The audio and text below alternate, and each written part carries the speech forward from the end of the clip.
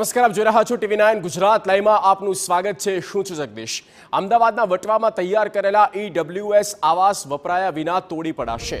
Corporation દ્વારા તૈયાર કરવામાં આવ્યા હતા EWS આવાસ। 514 મકાનો વાપર્યા વિના તોડી પાડવામાં આવશે। 15 વર્ષ પહેલા તૈયાર કરવામાં આવેલા આવાસ કોઈને ફાળવવામાં આવ્યા જ નથી। જર્જરિત થયેલા તમામ આવાસ વપરાશ વિના જ તોડી પાડવામાં આવશે। સ્ટ્રક્ચર સ્ટેબિલિટીનો રિપોર્ટ નેગેટિવ આવતા આ નિર્ણય કરવામાં આવ્યો છે। 15 વર્ષમાં તોડવા પડે તેવા મકાન બનાવનાર કોન્ટ્રાક્ટર સામે પગલાં શા માટે નહીં, આ પણ સવાલ થાય સ્વાભાવિક છે। આપને સૌથી પહેલા આ ઘટના બતાવવા જઈ રહ્યા છીએ। આ હકીકત આપના સુધી પહોંચાડી રહ્યા છીએ TV9 કે જે આ તમામ ઘટનામાં જે ચાલતી મિલીભગત છે કે પછી લોલમલોલ છે અને ફૂટેલા જે કરપ્ટેડ અધિકારીઓ છે કે પછી તેમના નિમેલા એક કોન્ટ્રાક્ટરોની આ પ્રકારની ગડમથલ જે કરી છે તેમણે એની પોલ ખોલનારા આ દ્રશ્યો છે। અને જાણી જોઈને આ પ્રકારે શું કોઈ કરપ્શનનો ભાગ છે તે પણ સવાલ થાય સ્વાભાવિક છે। વટવાની અંદર EWS આવાસ જે બનેલા હતા, મોટી સંખ્યાની અંદર જ્યારે આ આવાસ હતા તેનો સ્ટ્રક્ચરલ સ્ટેબિલિટી રિપોર્ટ નેગેટિવ આવ્યો હતો। લગભગ 15 થી 17 વર્ષ પહેલાં આ આવાસો બનાવવામાં આવ્યા હતા। પરિણામે આપણે વાત કરીએ કે ત્યાં આગળ જે સ્ટ્રક્ચરલ સ્ટેબિલિટી રિપોર્ટ નેગેટિવ હોવાને કારણે આ જે તમામ આવાસ છે તેમાં ડિમોલિશનની કામગીરી હાલમાં ચાલુ છે અને આવનાર સમયગાળા દરમિયાન ટોટલી ડિમોલેશ થયા પછી ત્યાં આગળ કયા પ્રકારની કાર્યવાહી કરવામાં આવશે તે નક્કી કરવામાં। તો જેટલા જોરશોરથી ભાજપનું આ અભિયાન ચાલી રહ્યું છે અને એટલા જ જોરશોરથી આ પ્રકારના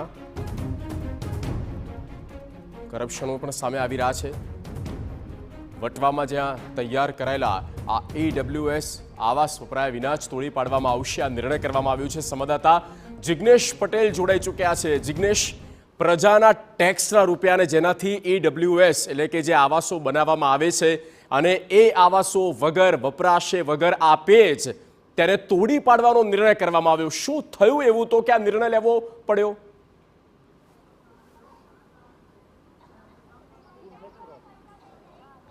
જગદીશ, સૌથી મહત્વની બાબત છે કે હાટકેશ્વર બ્રિજમાં જે પ્રકારે કૌભાંડ થયા ત્યારબાદનો આ બીજો મોટો કૌભાંડનો એક સિલસિલો યથાવત રાખ્યો છે કોર્પોરેશને। કારણ કે જે આવાસ યોજના છે તે આવાસ યોજના 15 વર્ષથી બનાવવામાં આવી પરંતુ એક પણ મકાન કોઈને ફાળવવામાં ન આવ્યા। મકાન જર્જરિત થઈ ચૂક્યા અને આખરે આ જ મકાન એક હાલત હવે મકાનોની છે કે તેની સ્ટેબિલિટી રિપોર્ટ જ્યારે આવ્યો તે નેગેટિવ આવ્યો અને આ મકાનો જર્જરિત છે, કોઈને પણ નુકસાન થઈ શકે, ગમે ત્યારે ધરાશાયી થઈ શકે તે પ્રકારનો રિપોર્ટ સામે આવ્યો અને હવે આ મકાનો તોડી પાડવાનો નિર્ણય કોર્પોરેશન દ્વારા કરવામાં આવ્યો છે। સૌ પ્રથમ તો તે મકાનો દર્શાવીશું કે આખરે મકાનોની હાલત કયા પ્રકારની છે।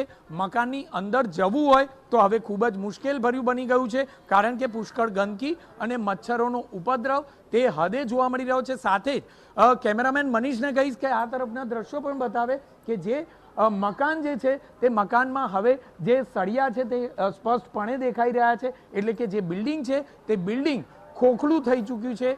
કોઈ પણ પ્રકારે મકાનનો ઉપયોગ હવે થઈ શકે તે પ્રકારનો નથી। 15 વર્ષ વીતી ચૂક્યા પરંતુ તેમ છતાં જે આ મકાન છે તે મકાન કોઈને સોંપવામાં ન આવ્યા, કોઈ પણ આવાસો કોઈ લાભાર્થીને આપવામાં ન આવ્યા। એક બે નહીં પરંતુ સંખ્યાબંધ આ જ પ્રકારના ખાલી આવાસો છે કે જે આવાસોમાં કોઈ પણ વ્યક્તિ અહીં વસવાટ કરતો નથી અને સાથે બીજી તરફ જોઈએ તો બીજા અનેક એવા મકાનો છે કે જે હજુ પણ ખાલી જોવા મળી રહ્યા છે અને અનેક મકાનોમાં આ પ્રકારની સ્થિતિ છે અને જે મકાનમાં કોઈ પણ પ્રકારે કોઈ વ્યક્તિ એ વસવાટ જ નથી કર્યો અને 15 વર્ષ બાદ તેને તોડવા માટેનો ખર્ચ કરવામાં આવી રહ્યો છે। ખૂબ જ શરમજનક બાબત ગણી શકાય। કેટલાક અહીંના રહીશો છે તેમની સાથે વાત કરીશું।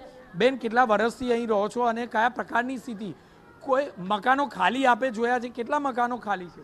બહુ બધા ખાલી અને 15 વર્ષથી રહીએ છે પણ કોઈને રહેવા નહીં દેતા અને જેને મળ્યા છે ને એના બી નહીં આપ્યા મકાનો। કોઈને મકાન આપ્યા જ નહોતા, બધા ખાલી જ પડ્યા? ખાલી જ પડ્યા, બંધ બ્લોક પડ્યો રહેશે અને પડી જાય એવા, કોઈ બી ના પાટે પડે તો બિચારાની જાન જાય એવું।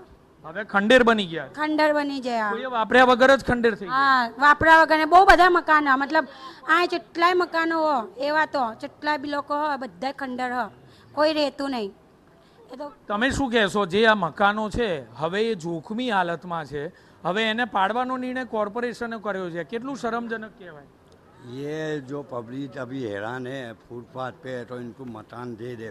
अब ये खाली मकान है, पन्ने जैसे मकान हो रहा है, कोई ध्यान नहीं देता ना। તો એએમસી દ્વારા આ સૌથી મોટો નિર્ણય કરવામાં આવ્યો છે મકાન તોડી પાડવાનો.